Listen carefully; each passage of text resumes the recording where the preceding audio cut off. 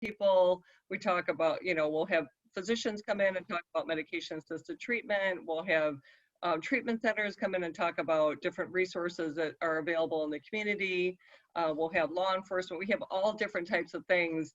And what's really great about that is we started taping our family forums in January of 2019. So if you're interested and would like to learn a little bit more about any of the things that we do, you can look at YouTube, and our channel is Northwest Wayne Fan. But I just want to let you know that it's not professionally done. My son is a sweetheart, and he's our videographer for the event, so he just does it on his GoPro, and we're able to just kind of put the videos out there. But it's the content, so if you like to drive around and listen to things, or walking and listening to things, the message is always really great and pertinent, I believe.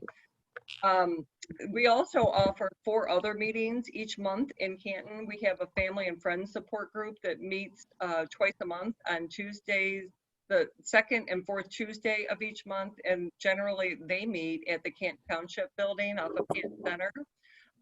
But right now they are also meeting via Zoom. So if you would like to join them, you can find out more information on our Facebook page. So feel free to take a look at that at Northwest Wayne Fan.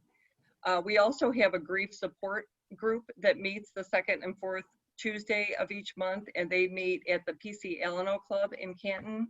And stay tuned for more information. Right now, we don't have anything available on Zoom, but that may be changing here in the near future. So feel free to keep a close eye out on our Facebook page. And while I'm kind of plugging our Facebook page, if you haven't already checked us out, please like us on that. Lauren Rousseau, who's our president, does a really great job of kind of maintaining and keeping us up to date on various articles and things that are pertinent to right now, real time, happening in the nation and in our local communities as it pertains to addiction, whether or not it's alcohol or opiates, heroin, what have you. So if you could take a look at that, I think you'll find that to be a helpful resource if you're an online type person. Let's see, what else? A little bit of housekeeping for this evening before I introduce Dr. Blow. Because of the amount of people that we have on this call right now, because I don't know how many people are going to be joining in later, or how many people we might have just on audio. If you could send your questions to me personally via chat, private message, I can actually relay those to Dr. Blow when he's through with his presentation. If you're on audio and you need to get a hold of me, for those of you that have my cell phone number, you can certainly just text me a question and I'll try to get to those as quickly as I can. But without further ado, I would love to introduce Dr. Blow. Dr. Blow is a professor and director of the University of Michigan Addiction Center in the Department of Psychiatry. He is a career researcher and educator in the field of alcohol and substance use screening, interventions, and treatments. The large body of work he has been directed to providing the research base and training for scholars and clinicians alike. Dr. Blow has 2 grants from the National Institute of Alcohol Abuse and Alcoholism and has continuous funding from NIAAA since 1988, and also extensive funding from NIDA, the VA, and the National Institute of Mental Health during that same period. He has led many federally funded studies, including international and US training grants focused on substance misuse and abuse. Dr. Blow has a long history of funding related to research and program evaluation and implementation of evidence-based treatments for substance use and mental health disorders. His areas of research expertise include alcohol, brief interventions in healthcare settings, substance abuse prevention, substance abuse screening and diagnosis for older adults, serious mental illness and concurrent substance abuse, suicide prevention, mental health services, research and implementation of evidence-based substance abuse and mental health practices. And if you are a Google Scholar type of person and you like to check out different research, if you type in Dr. Blow's name in Google Scholar, you will find a plethora of wonderful research articles that he has done over the years. So we are super excited to welcome Dr. Blow to our FAN chapter to talk about isolation with substance use disorder amidst this COVID-19 disease. So welcome, Dr. Blow. Right. Thank you so much, Darren, for that warm welcome. And thank you for all of you for being on tonight. It was occurred to me earlier today that we couldn't have done this 20 years ago. If we had had a pandemic 20 years ago, we'd all be kind of isolated from each other, and isolation is really a killer. And so we'll be talking today about social isolation during COVID-19 and what does it mean for people with addictions as well as people in recovery and their families and friends. And I'm hoping that you'll find my comments, more than anything, that's what they are, to be helpful, and I hope to lift your spirits a little bit. It's been a tough 3 weeks, and we're just right now in the middle of it. But I wanted to sort of cover a whole range of topics, and mainly around how to cope, how to think about what you might be doing that will be improving your wellness and well-being during this crisis time. COVID-19 happened abruptly for most people. Most people did not see much of it coming. I was kind of early in January, saw the first reports of the Wuhan virus coming up, or this what they thought was going to be a localized epidemic, and I thought this could be very bad. But as time went on, things got much worse. And of course, many people today are facing economic hardships. It's terrible. 10,000 people out of work, probably more this coming week. Tremendous number of layoffs and furloughs. Dramatic loss of profits for the service industry in particular, but in general, many people are experiencing a lot of loss. I think that's an important piece to, highlight. There's been a lot of thoughts that, what we're all feeling collectively is a lot of grief. And that grief is really impacting how we're responding to this COVID-19. And I think we need to be really acknowledging that, because that can help us get through some of these dark days. School's been canceled. Parents are facing, oftentimes, dealing with children that they typically have been in daycare or in schools, and having to manage a lot of different things. That's added a lot of stress in those families where both parents are working, they're working at home, they're having to negotiate a lot of new things. That adds a lot of stress just in terms of caregiving and parenting. I think about the cancellations and delays in all of our activities. Our worlds have been turned upside down. We've had canceled doctor's appointments and physical therapy appointments and therapy appointments, just a whole range of things. And we've had, at the same time, dramatic increases in needs for mental health care, including needs for people with tremendous anxiety issues, depression issues, and unfortunately also relapse from substances. So those abrupt cancellations to our regular support groups have also been really important to recognize. Things like AA and NA, where people were all of a sudden no longer able to go to their main support activities. This has put enormous pressures on individuals as families and friends as we've gone deeper into this pandemic. Social isolation is really a critical prevention strategy for preventing transmission, and I think people have done an amazing job. Unfortunately, as you all know, Detroit and Southeast Michigan is really one of the epicenters, the third largest in the country now, of COVID infections, and now rapidly increasing deaths from it. Just in Ann Arbor, the University of Michigan is activating a field hospital later this week. That'll be in the new track and field building that was built recently on South State Street, that is going to house upwards of 1,500 individuals affected who need health care, and many of them affected by COVID-19. Our 1,000-bed hospital facility in Central Campus, in our medical campus, is rapidly becoming filled. It's expected that the apex will be sometime later this week or next weekend. Detroit, similarly, a little bit ahead of Ann Arbor in terms of the crisis. These are scary times, and that social isolation and distancing, I think, is already showing some flattening of the curve, but it's going to take a lot more. And so, unfortunately, this distancing is our new normal, but there's a lot of support available. There was an important article this weekend in the Wall Street Journal by Susan Pinker. She talks about how we are wired as social beings, that social interaction is a biological requirement, that this is as important to us as human beings as food and water and other sustaining activities. And they were used to interacting in many ways, and touching one another and shaking hands and being together and recognizing that we're used to watching each other's eyes and tracking each other in very specific ways. And without that, we're really stressed in more basic ways, more biological ways.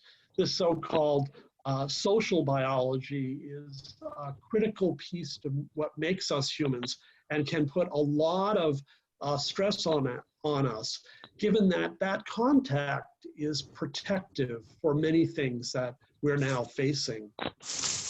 Even before COVID-19, a quarter of Americans were chronically lonely. And in a recent article that was published in the Lancet magazine, Lancet Scientific Journal, reviewing 24 studies of people who have been quarantined because of SARS, the severe respiratory syndrome that was in the early 2000s, because of H1N1 around 2009, 2010. I think those are the dates, right? And then finally, Ebola. These studies, there were 24 of them reviewed, and they showed of people that are in quarantine, many of the same reactions for those people are what we see now. There's more fear. There's more alcohol and substance abuse. We're going to talk about that a little bit more in a minute. There's more post-quarantine resistance to in-person contact. People get used to not interacting, and that can have big negative impacts on our health and well-being. And so we need to be really paying attention to this for a lot of reasons, not just for substance use and misuse, but rather our overall well-being. Interacting with other people satisfies our basic human needs, and we need to pay attention to that. And there are strategies that we need to start thinking about and employing now to try to interact more. I think this is one of those things. Dara, I think, pulling off a Zoom meeting, virtually, I think is one way for us to connect to one another and have some sense of normalcy for those who have been to fan meetings previously. Having that social connection can be really powerful. If you haven't already, I think you should start putting together a plan about how you'll take care of your mental health during this COVID-19 social isolation. And we'll talk more about some strategies that you can employ in a few minutes. If you're in recovery, now more than ever, focus on healthy things to support your recovery, and your resilience is going to be very, very important. And I would really encourage you to think about some of these things as we go forward.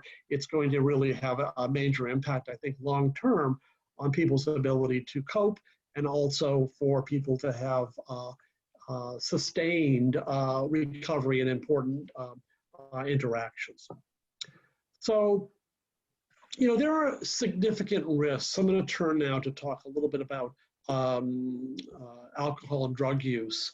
And because of the COVID-19 pandemic, we should be really hyper vigilant about the use of alcohol and drugs. Because for many reasons. So for example, alcohol has been implicated in a lot of immune suppression. That is, it affects your immune system. People who are heavy drinkers have worse recovery from surgeries because they're not as resilient. People are more susceptible to infections if they are drinking heavily. And that, I think, is a really important thing to highlight, especially in the context of a serious novel coronavirus spreading through the population. One of the vulnerable groups, in my opinion, though it's not been shown definitively, are those that are using alcohol and other drugs heavily. And I think we should be really paying attention not only to the high-risk groups of those that are older or those that have other chronic medical conditions. We should also be paying attention to the special risks that people who have substance use disorders or people who are using in unhealthy ways alcohol and other illegal substances. We need to be paying attention to that. Clinicians have long known that alcohol disrupts the immune system, and that in particular it has impact on the lungs. And so it's not a hard leap to think about the potential impact on lung function and susceptibility to the negative consequences of COVID-19 and potentially for the negative severe hospitalizations and excess mortality. That's not been proven yet, but it's not a big leap in my opinion. Clinicians have always, for a long time, observed an association between excessive alcohol use and acute respiratory distress syndrome and sepsis, which is a severe system-wide infection that gets people into very serious problems, and alcoholic liver disease. One of the biggest increases in our mortality is because of increases in alcoholic liver problems, and we should be really paying attention to that, not just in terms of liver failure, but in terms of alcoholic hepatitis.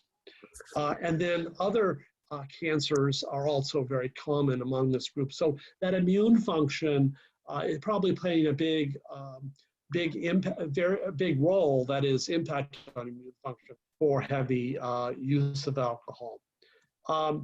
But we also should focus on the risks of tobacco, smoking tobacco products, as well as cannabis use, especially smoked cannabis, and vaping. There are some anecdotal reports of people who are younger individuals who are having much worse outcomes, having significant morbidity as well as death that are vapors. Those that are regular vaping may be at higher risk for the severe complications of COVID-19 compared to those that don't vape. So we should be paying attention to all of this. It's really interesting during this time to observe what's happening in terms of the use of alcohol in particular. I wanted to highlight a few things. Sales of alcoholic beverages in Michigan have been reported to be up 55% since the lockdown.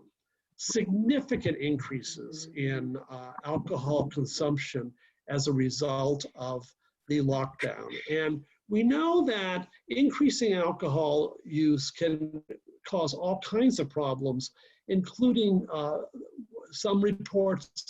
rapid reports of domestic violence, rapid reports of having a lot more challenges and injuries related to their use of alcohol, including falls and other things.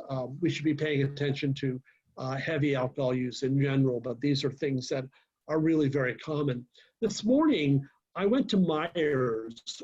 I tried to not go to the grocery store unless it was really urgent. And frankly, we were out of butter. And we decided, because without butter, you can't make chocolate chip cookies. Okay, you see the relationship here.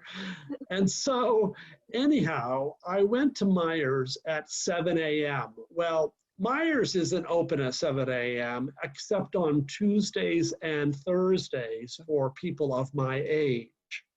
But they are open every day for healthcare workers. So I squeezed in at 7 as a healthcare worker, and I was able to get that really precious butter.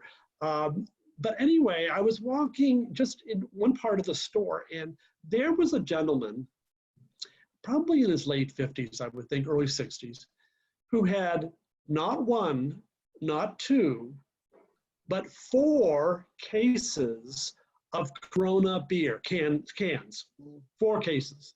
And I couldn't help but see the irony in that. And clearly people are drinking a lot more. They're stocking up, they're buying large quantities. It's quite remarkable that the governor and many other states, I think most states, deemed liquor stores as essential businesses to stay open during the coronavirus pandemic.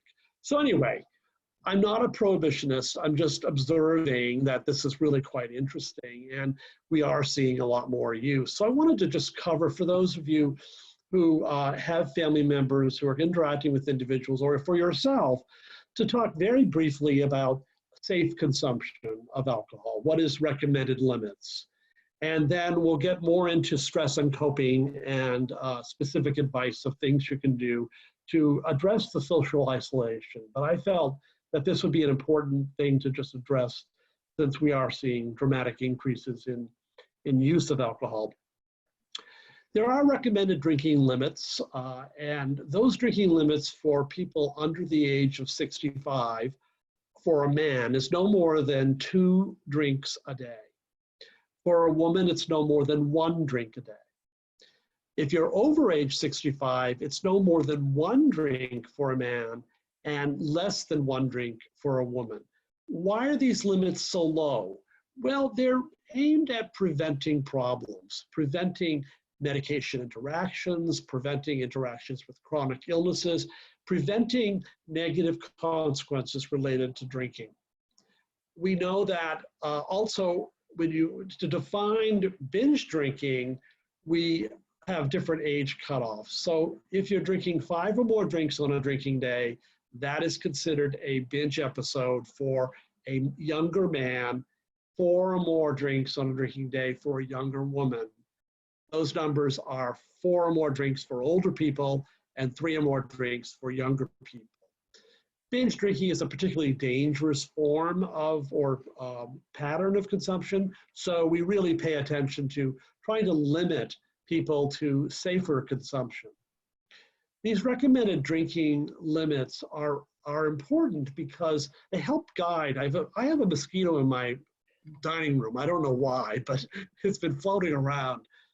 Anyway, drinking limits are really helpful for people to say, okay, well, when do you cut having more problems? As you increase your consumption, the likelihood of having more problems is much higher. So we often will talk about hazardous drinking or risky drinking, and it's drinking at levels that are over those limits. You should be drinking no more than 2 drinks if you're a younger man, and those drinks are best, they're standard drinks. So standard drinks basically is an idea that different beverage alcohol has the same amount of ethanol, the active ingredient, if you measure that alcohol. So 12 ounces of ordinary American beer has the same amount of alcohol, roughly, as 5 ounces of wine and 4 ounces of liqueurs. And then about 1.5 ounces of distilled spirits. All of those different beverages have about the same amount of alcohol. So when you're thinking about what your limit ought to be, if you're a younger woman, you shouldn't drink more than 1 of those types of beverages. If you're a younger man, no more than 2 of those in a drinking day. And then for older people, 1 or less than 1. Keeping track of that can be really very important, and people can avoid the consequences that I think are really common, including the immune impact of drinking, including the medication and other chronic illness interactions, the increased risk for mental disorders, increased risk for suicidality. All of those things are really important to pay attention. So I just wanted to cover that a little bit because I think a lot of people don't recognize, don't understand that there are standards and recommendations for wellness and especially around drinking. So now I want to just spend some time talking about stress and coping. Those that are higher risk for severe illness also are those that may respond worse to the stress of COVID-19. The fear and anxiety of the pandemic are really, really tough for people in recovery. And so it's really important to do healthy things for health and well-being as we think about how do we respond to this. What are some of those things? So these are things that many people are writing about now, and I just kind of culled some things together that I thought were really, really important. It's really important for people to take breaks from watching and reading and listening to news stories, which seems to be just chronic, constant, everywhere about COVID. Taking a break from that, hearing about the pandemic repeatedly can be very upsetting and can also increase our anxiety, increase our stress. You need to take care of your body. I think it's really good to be thinking about taking deep breaths. Things like stretching. If you have a meditation practice, do it. If you don't, start it. Try to eat healthy, eat as well as you can. It's very, very tempting to have these chocolate chip cookies, which got baked today, I want you to know, wafting, the smell of them wafting through our house, and I haven't had any, and it's tempting to just eat chocolate chip cookies. That's really counterproductive. So really making sure that you're eating healthy, you're exercising regularly, you get plenty of sleep, and you avoid alcohol and use of drugs. Make time to unwind. I found that in these last 2 days in Michigan with these beautiful blue skies, getting outside in the sunshine and having a short walk, it doesn't take very much. A short walk really, really helped me. Even though I've had back-to-back meetings most days, it's been really productive to be able to get out. It's really important that we connect with others. We're going to talk a little more about that in a minute. Talk to people you trust about your concerns and how you're feeling. And to try to do more of that with video. It's not the same to be on the phone. It really is a social interaction, as I said before, that our social brains really want to connect to people, to see people's expressions and eyes and all through their demeanor. You can't get that from just a phone call. So trying to do that and connecting to others. And maybe people you haven't talked to in a long time, but arranging for a time where you can talk. There's been a proliferation of many of my friends of doing virtual happy hours of all things. I say that's kind of counterproductive. Why don't you do virtual, discussion of an article you read or virtual catch up? Those are really important things. If stress gets in the way, if you really find yourself in trouble, you should know that there's lots of help out there. Call your provider to start. You have a primary care provider. If you don't, there's a number of other ways you can connect. And I would just, if you're having serious problems with sadness or depression or anxiety, or if you feel you want to harm yourself, there's a number of numbers you can call and get immediately someone to talk to. Obviously, there's 911. I'm very happy that we will soon have 988, which will allow people to call for any reason. 911 is for medical emergencies. 988 will be for all kinds of urgent issues that people have, including mental health issues, that they'll be able to reach people that are needed. That's not activated yet, so we're really stuck with 911. The Substance Abuse and Mental Health Services Administration runs a disaster helpline. That's 800-985-5400. 5990.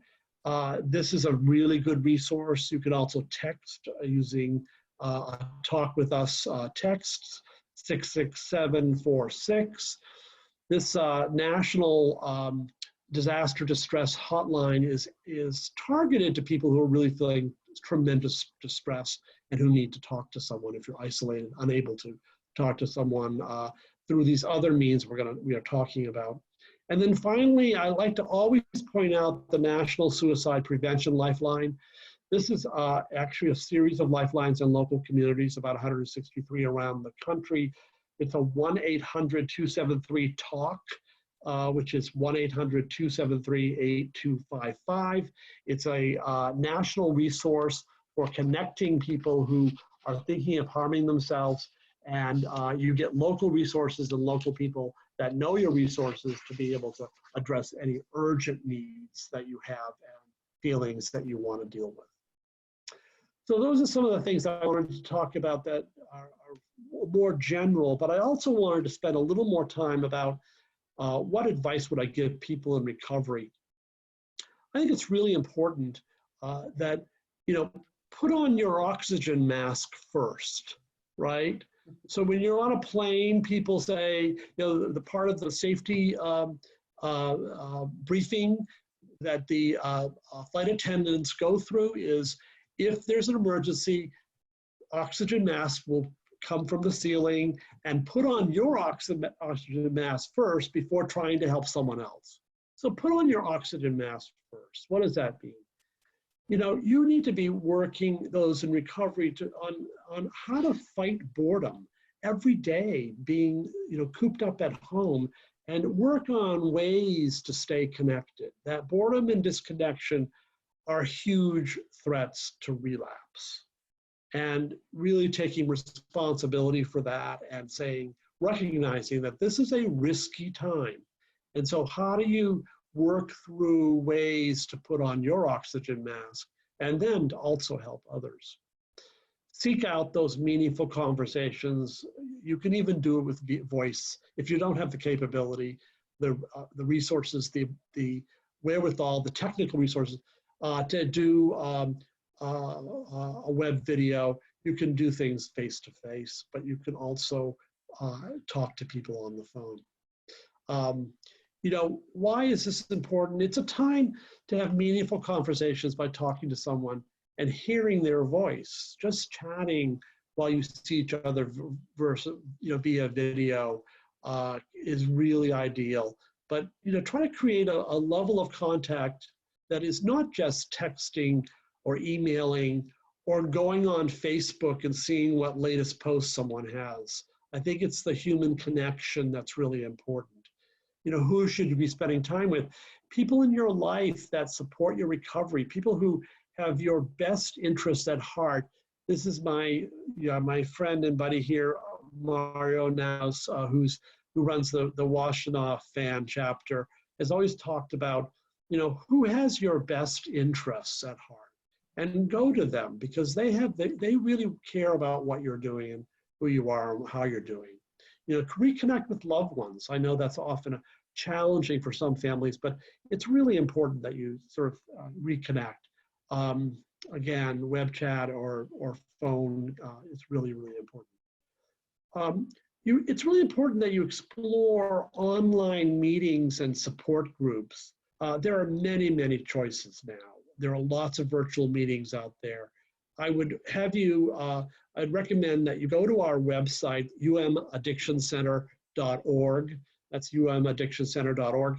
And you can find a list of lots of resources and virtual meetings that you can join. And you can explore a variety of things. It's a new way of doing business. It's a new way of interacting with individuals. And who knows, this way of connecting using virtual meetings may actually pave the way for people that are not so easily able to get out of their house to be able to participate in AA and NA. And you can be part of that change. You can be part of that rethinking of how we connect and how we work on our recovery. Pardon me. There's a lot of other wellness activities that I think are really important that we all should be thinking about and working on. The first I would highlight is movement. So just going out, exercising, move can have a huge impact on one's anxiety and depression and just smoothing things out. So it just adds value to the day. If you, again, have yoga practice, do yoga.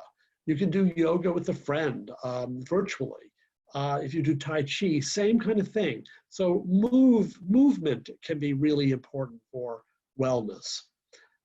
Exercise. So, really thinking about doing exercise by downloading a yoga app or exercise videos. There's many, many, many available. There's so many different options for different people. There's many for adults. There's things like MyFitnessPal or the 7-minute workout. That's the Johnson & Johnson website, very, very good. Daily yoga website. There's many, many, and they're free. So you can also look at YouTube and actually watch and participate in real time. There are many apps for kids. So the same kind of thing applies for kids and many different ones that are Just Dance Now is one that I know a lot of people are very into. I wanted to point out a couple of virtual races that are occurring in April. The Ann Arbor Marathon and the Big House 5K, two different races that were scheduled for March and mid-April have been canceled. But they're still having virtual races, and you can still register online and do your own race, your own Big House 5K, for example, and there will be lots of fun things that will happen with that. And, we were one of the beneficiaries, the Addiction Center, for both of those races. And I'm sad that they didn't happen, but I'm really glad that there's other alternatives. Again, new ways of interacting, new ways to connect and to get exercise on top of that. Another thing that's really important is sleep hygiene. So many people have real challenges with sleep, especially during periods of anxiety. I would point out that alcohol makes the quality of sleep worse. You may go to sleep faster, but you actually have worse quality of sleep during the night. So be very careful about drinking, especially later in the evening. But what I would say about sleep hygiene is that there's a very fine app called CBTI Coach. So it's Cognitive Behavior Therapy for Insomnia Coach. You can download that for free. It was developed by the Department of Veterans Affairs for PTSD and by Stanford University. It is a fantastic resource to help you work through what many people are experiencing, just significant insomnia day after day. And during periods of stress, that's one of the big things, one of the big risk factors for returning to substances, returning to alcohol, problematic alcohol use, and drug use. So getting good sleep hygiene, but getting the tools to help you get good sleep hygiene is really, really important. I recommend that highly. That's CBTI as a web app. There's things like gardening and yard work. We said these beautiful days, and it's a good time to get outside, even if you just do a half an hour of something. I think really important you get regular fast results, which is one of the great things about doing a little bit of yard work, and a great sense of accomplishment and satisfaction. I think cooking. For many people, they've never cooked. It's so interesting that many people, something like, I saw on the news, something like 55 or 60% of all food consumed in New York City was restaurant food. And so all of a sudden, groceries are going crazy because no one's going out to restaurants. They're ordering out some, but there's so many people stuck at home. And all of a sudden, there's this resurgence in thinking about doing a little cooking. And it's not only creative, it's you get a product at the end that's very satisfying. It satisfies a basic need. And so you really can have some very good personal rewards from learning to do some basic cooking or do some more advanced cooking. That's something that also takes some time, maybe will help with boredom. It's really a really great way to be creative. Home improvement projects, there's never ending. If you live in a home that you need to do projects, there's lots of things. I will never have my basement cleared out, but I'm working on it. And then, try something new. Why not, something else? There's whole lots of videos now about how to sew your own face mask. Now that there's new recommendations for people wearing face masks when they leave the house at this point. And so a friend of mine found a tea towel that she got in England with the kings and queens of England. And it's the funniest thing. It's these kings and queens for this face mask across her. Really creative, really different. And you can learn to do new things and take up something different. So the last thing I wanted to say is that there are more resources that you can look up at our website, umaddictioncenter.org. It's available to you. We love to hear from folks. If there's anything, you have questions or anything, you can text us, message us through our website. And we also, look at those 24-hour helplines. They can be really helpful for people as they struggle. So with that, I went over a little bit, Dara, but I hope that was interesting and helpful for folks, and I'll open it up for questions.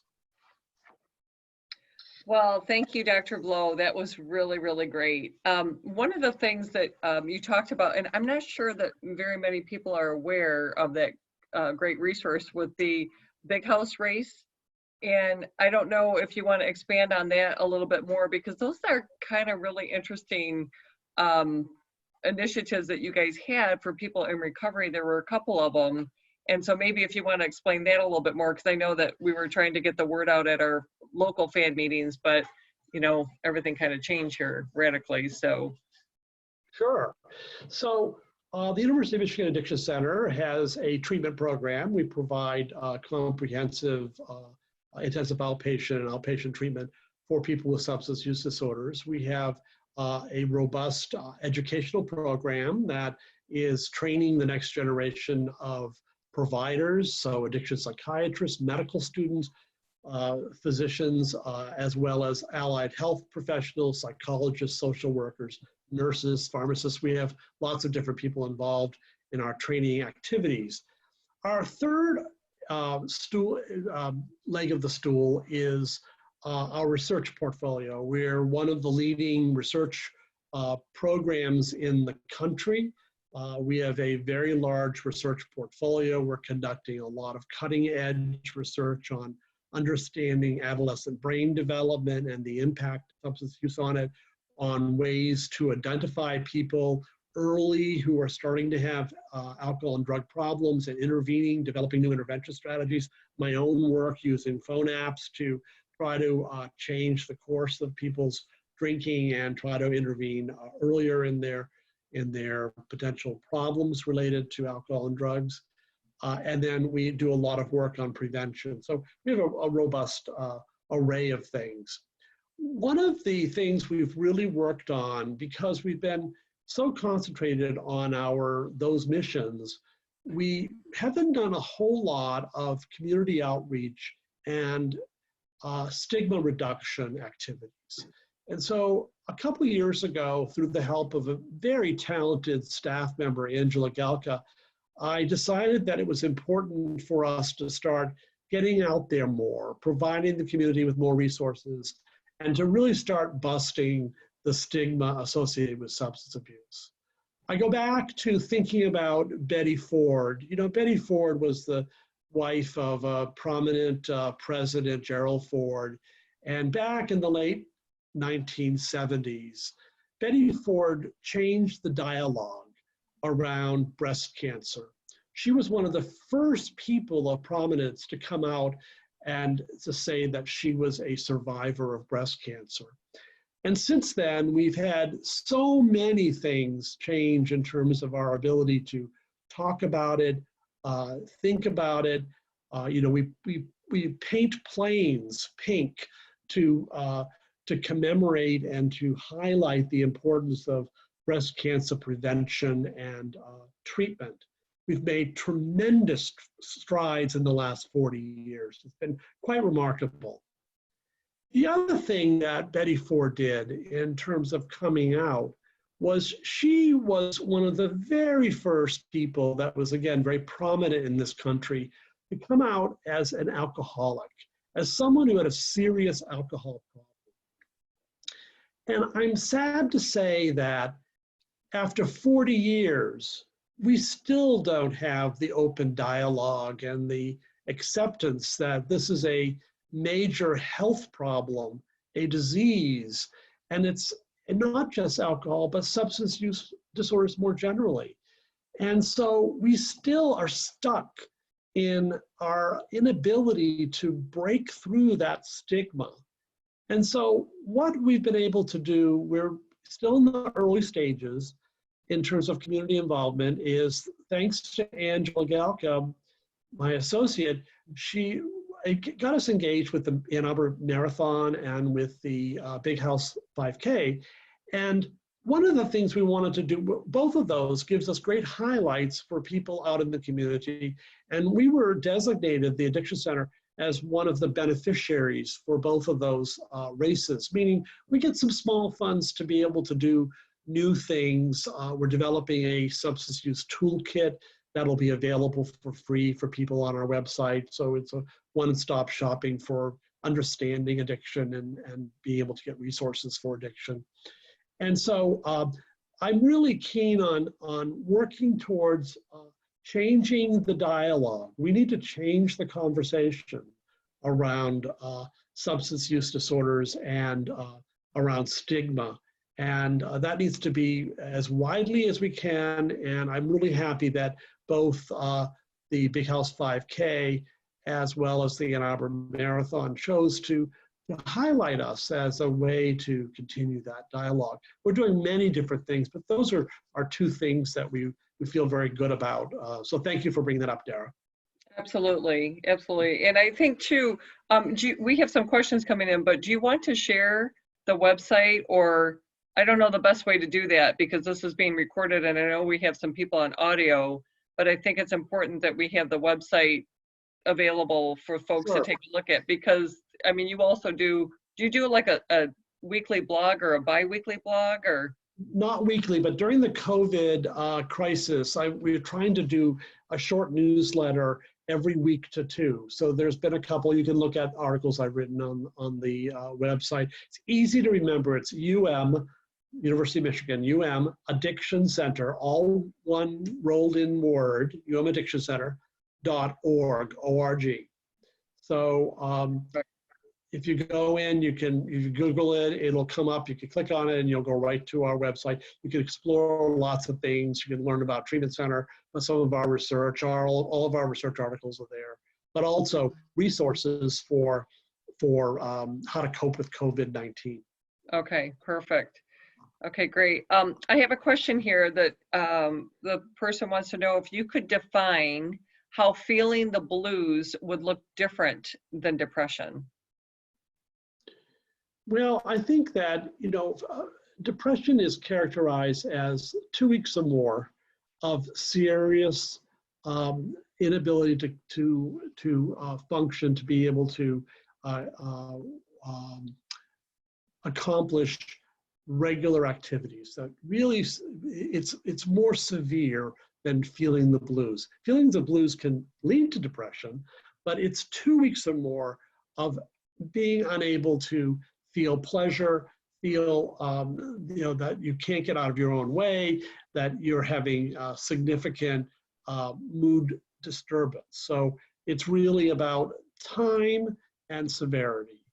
Many people, as I said, are feeling the blues with this COVID pandemic. People are feeling a loss. They're feeling that they're having grief as a result, and we're not identifying it as grief. But it really is grief of all the losses we've had in terms of our social interactions, in terms of our roles. I mean, it's so weird to be home and in any role you have. So, and then for those that don't have jobs, I mean, those are huge losses. So that's a different thing, feeling the blues, which is kind of normal in this crisis. than people who have significant impairment. Okay. So the 2-week mark is a good definer. Like if this Feeling carries on for longer than 2 weeks. sad and blue, serious sad and blue for 2 weeks or more. Any thoughts of ending your life, any thoughts of serious injury are things that should be addressed more aggressively, and people should, certainly avail themselves of the National Suicide Crisis Line, the Lifeline. Okay, thank you for that. The next question is, what, if anything, do you feel will change in substance use disorder treatment after the pandemic is over? I had a call this afternoon with some of my faculty about a project, and we were talking about how, what that might look like. What would it be? And I think what we're going to see is a lot more virtual connections, virtual healthcare. We're going to see much more telemedicine. One of the things that we've been working on, for example, one of my early career psychiatrists, Alison Lynn, has been very interested in how do you deliver medications for opioid use disorder or medication-assisted therapy remotely for people living in rural areas. How do you use telemedicine to think about induction of buprenorphine as well as continuing care and connecting with individuals? It's a really important topic area. Michigan, we have a lot of rural dwelling individuals that don't have any access to treatment.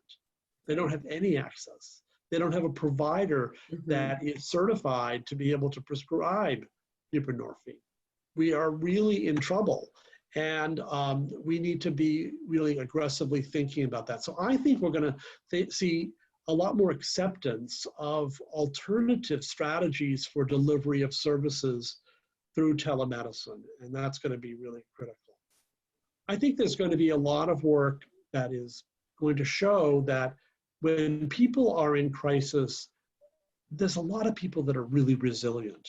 So it's not just about vulnerability and about the negative consequences and that people fall off the wagon and whatever.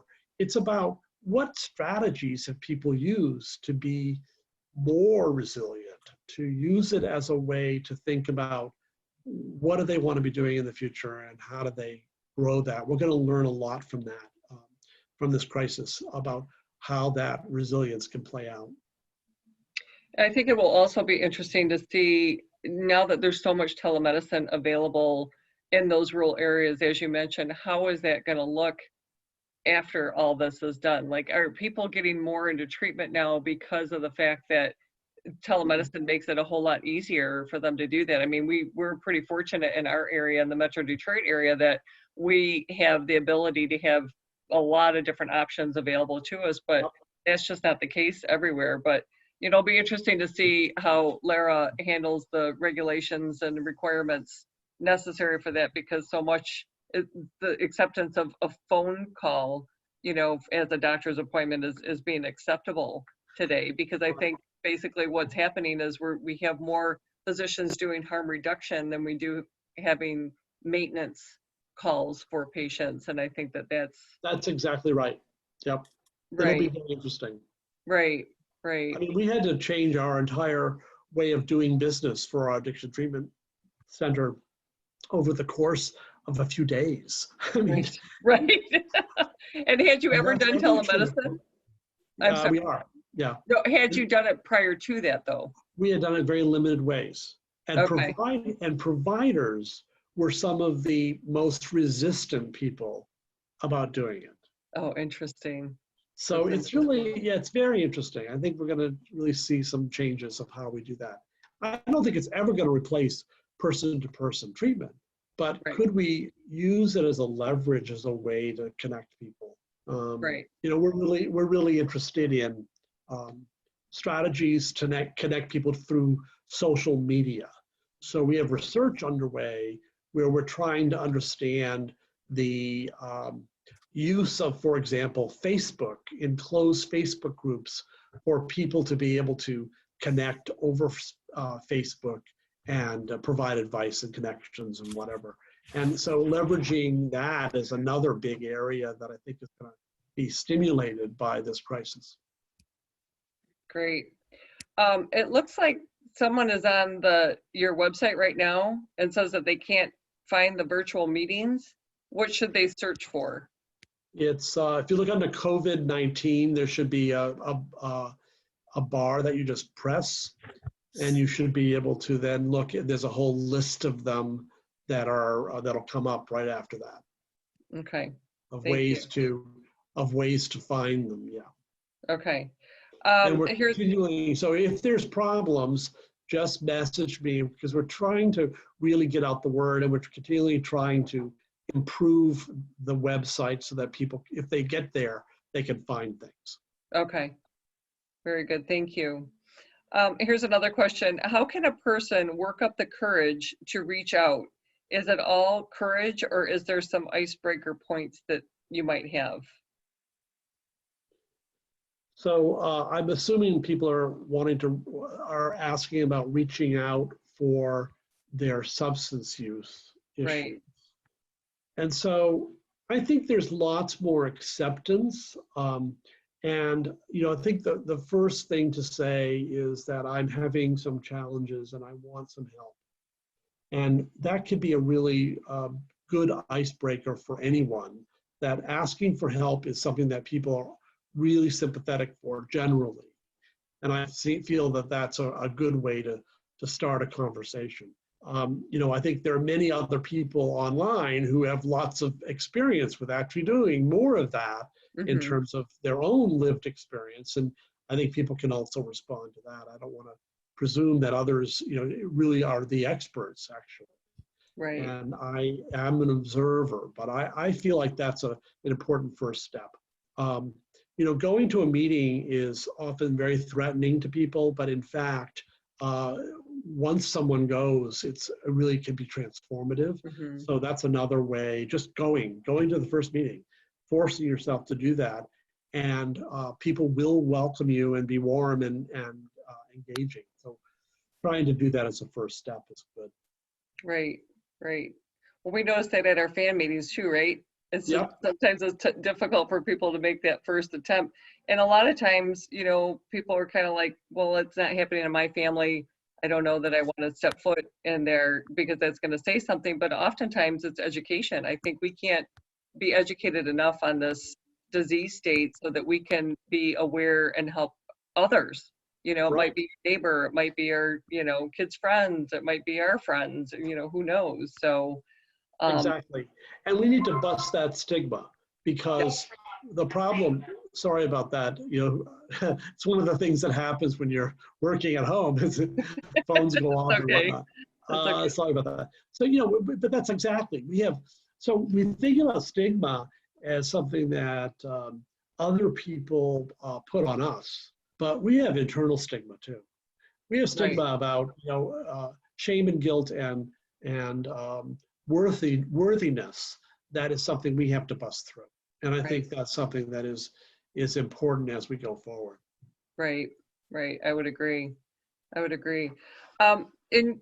this is just something that I think is very near and dear to my heart, because I believe collaboration is so key amongst all entities. And I think that at the University of Michigan, you guys do a really great job of putting yourself out there. I mean, I know, Dr. Blow, I see you at a lot of different meetings that we attend, and then we also sit on the committee for the Greater Detroit Area Health Council and trying to find new and different ways. And I guess my shout out to everybody that's listening right now is, if you have ideas or things that you think need better collaboration, please let us know, email us, instant message us, whatever it is, because we want to know those things. It's really important. We can't fix what's broken in the state if we don't know where people are really hurting. So I'm so grateful for, the opportunity to have our local fan chapter, because I think that we do get a lot of ideas from the folks that do attend, and they're never shy at asking questions. And I noticed that somebody had put out the link on the yeah. online chat. So if somebody's looking for it, you can take a look at that, which would be great. So are there any other questions or anything that anybody has? I don't see anything else coming in through the group chat. Dr. Blow, do you have any last words that you would like to say? I'm just seeing that Eva Solomon also wrote. She's the leader of the group that sponsors the Ann Arbor Marathon, and there's complimentary entries for people in recovery. So if you want to do a virtual option, that would be really great. Eva's been such a great support for us, and really gets our issues in terms of trying to improve the awareness and to reduce the stigma that is so common in people suffering from addiction. So the other, I would just say that, we're going to change the dialogue, and everyone is part of that. Everyone's responsible for that. We're going to get through this. We've been through really tough times. Those suffering from addiction know this really well. They've been through hell, and they're still on their path and in recovery, and we need to take inspiration from them that this too will pass, and we will do better. We will over time be much more resilient, and I hope that this will be something that will be helpful for people who are not yet there.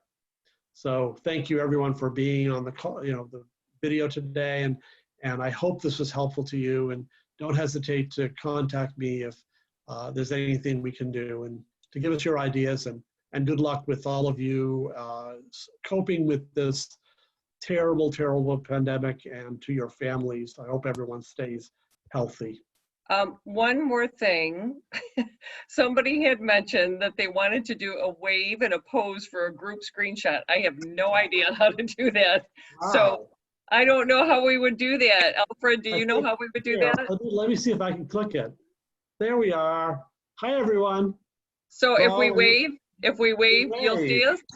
Yeah, you can see. Can you see everyone on the screen? I can't. I can only see a couple people. Can everyone else see everyone else? Oh, well, there's 52 people here now, so I don't think any of us can see all of them at one time. On the upper right-hand corner of your screen is a little icon with all these different dots. Oh, the gallery view. On that, right. Oh, there we are. Everyone, there. You're so smart. Wave. Okay, how are we going to? Well, there were 3 screens. Now there's 2 screens of us. Okay, how do we do the shot though? How do we take the shot? Alfred, can you do it? Now you're asking a hard thing. I don't know. Alfred, where are you? I don't see you. Alfred's picture is there. I think we have to hit the print screen button. Oh. Wow. Okay. Okay, I'm here. I'm here. Okay, Alfred, where did we get the big one? I can take the screenshot, but I need to know where. What was that choice we had there before? Oh, there's everybody. Okay, here we go. Okay. There's one. I got it. Everybody waving. Okay, there we go. Excellent.